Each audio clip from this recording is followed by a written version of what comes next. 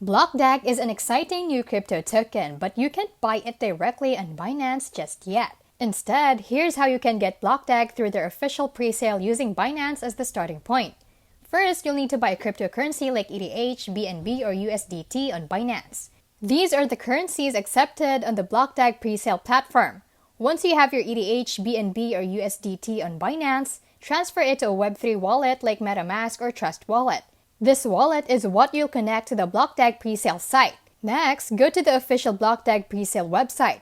Be careful to use the official site to avoid scams. Once there, connect your wallet and choose your preferred crypto to pay with. Enter the amount you want to invest, the minimum is $15, and confirm the transaction in your wallet. After confirming, your BlockDAG tokens will be allocated to you as per the presale terms. Remember, BlockDAG isn't listed on Binance yet, so this presale method is currently the way to get in early. That's how to buy BlockDAG starting with Binance. Thank you for watching How to Literally, where we keep things smart, simple, and scam-free. See you in the next one.